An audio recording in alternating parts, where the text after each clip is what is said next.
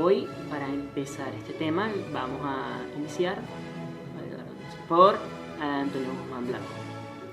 Durante el gobierno de Antonio Guzmán Blanco, la libertad de prensa era nula. En cualquier artículo en contra del gobierno era inmediatamente censurado o sancionado. Uno de los pocos periódicos que se impuso ante esto y que de hecho logró sobrevivir varias clausuras y reabrirse una y otra vez es el periódico zuliano conocido como El Fonógrafo. Durante esa época se decía que Zulia era el estado que más se oponía a las dictaduras, especialmente a la de Guzmán Blanco. Estas son las palabras de un cónsul estadounidense de esa época que se refirió no solo a los zulianos, sino también a el periódico El Fonógrafo y a la persona que lo dirige. Este hombre era el periodista conocido como Eduardo López Rivas. En este periódico nunca tuvieron pelos en la lengua para hablar de las cosas que estaban mal en el país, ya sea la suciedad de las calles o los malos tratos del gobierno y las censuras, pues. De hecho, antes de que Antonio Guzmán Blanco volviera a Venezuela, ya estaban en este periódico hablando de él y diciéndole al pueblo venezolano que quedaban pocos días para seguir celebrando mientras el lobo no estaba. Y hizo referencia a una frase usada durante la Revolución Francesa, hablando de égalité, liberté, fraternité y société, para hacer referencia a el pésimo estado de las calles en esa época. En el gobierno de Cipriano Castro, la principal fuente de noticias se encontraba en la capital del país. Por ser la sede del poder político y económico, sin embargo, los medios de comunicación para este entonces no habían desarrollado completamente el potencial que se necesitaba para mantener informada a la población venezolana, debido a que los canales de comunicación dentro y fuera del país eran completamente lentos y estaban sujetos a espionaje, lo que los hacía inseguros.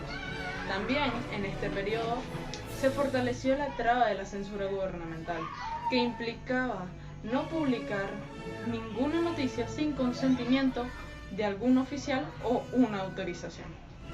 Por otro lado, la prensa nacional también tuvo otros tipos de limitaciones, como lo fueron que el sistema era completamente pobre, que los sistemas telegráficos y telefónicos eran rudimentarios, que mayormente los periódicos eran de tamaño estándar y tenían solamente 8 páginas.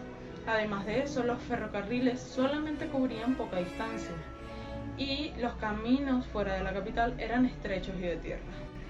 Dado a esto, la política de comunicación se volvió completamente autoritaria. No informaba nada de lo que pasaba en Venezuela, los problemas que pasaba en Venezuela, y el gobierno de Castro no aprovechó la situación como para buscar una solución viable e informar al pueblo venezolano de lo que estaba pasando o de lo que estaba ocurriendo, sino que hizo todo lo contrario.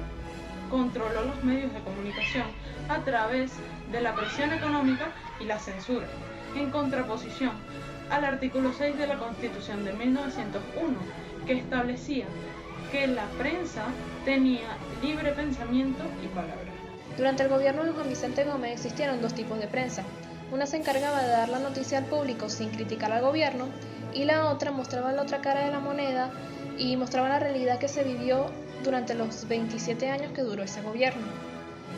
De esa prensa guerrillista surgió un periódico llamado El Imparcial, el cual se encargaba de mostrar las acciones que tomaba el gobierno en contra de la libertad del país.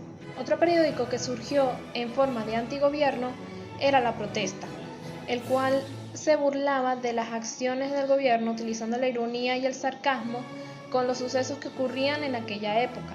El Fonógrafo fue uno de los periódicos más importantes de Venezuela durante el siglo XIX y principios del siglo XX. Su fundador, director, propietario y editor fue el periodista Eduardo López Rivas, hasta 1908. Desde 1909, su hijo mayor, Eduardo López Bustamante, tomó el manto de director. Durante el gobierno de Gómez, el Fonógrafo siguió tomando su política independiente, a pesar de que el gobierno tuviese control absoluto sobre los medios de comunicación. López Bustamante se manifestó en sus editoriales de la misma manera que lo había hecho su padre. El 23 de agosto de 1917, las fuerzas del gobierno allanaron las instalaciones del periódico en Caracas y en Maracaibo, clausurando definitivamente lo que había sido 38 años de historia del diario zuliano.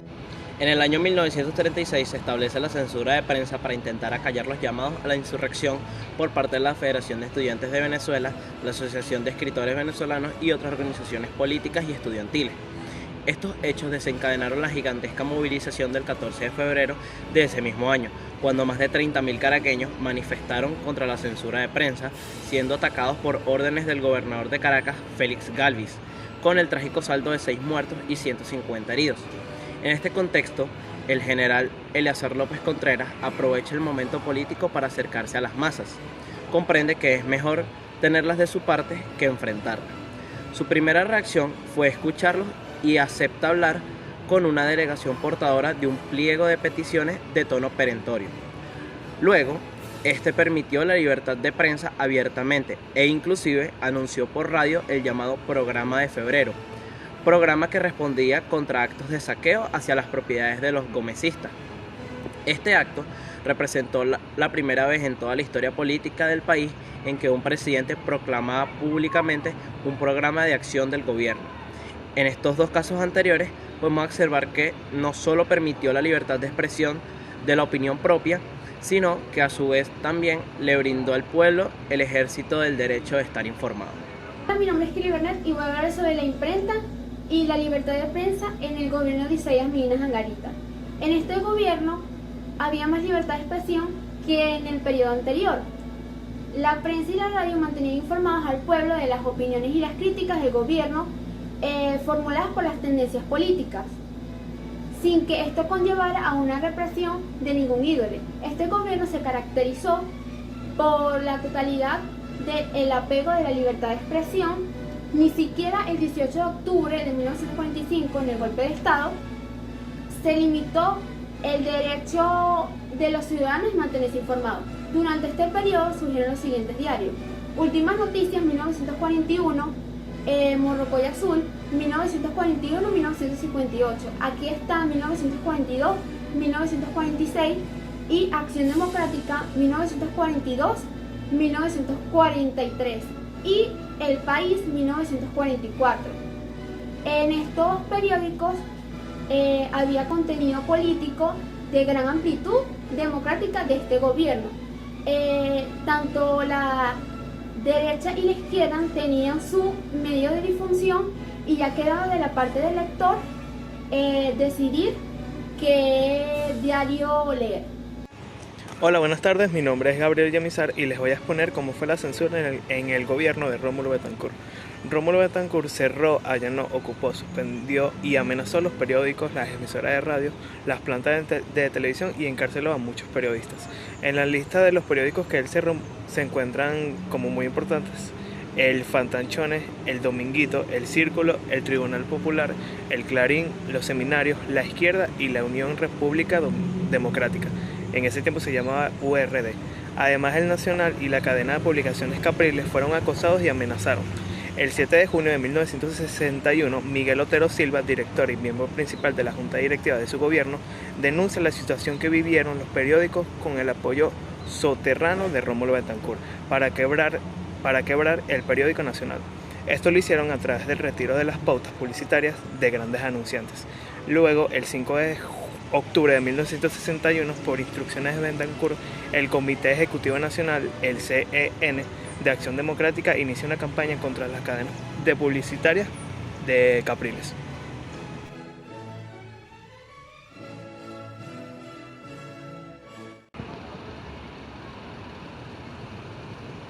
No lo quites, pues. Dale, déjalo.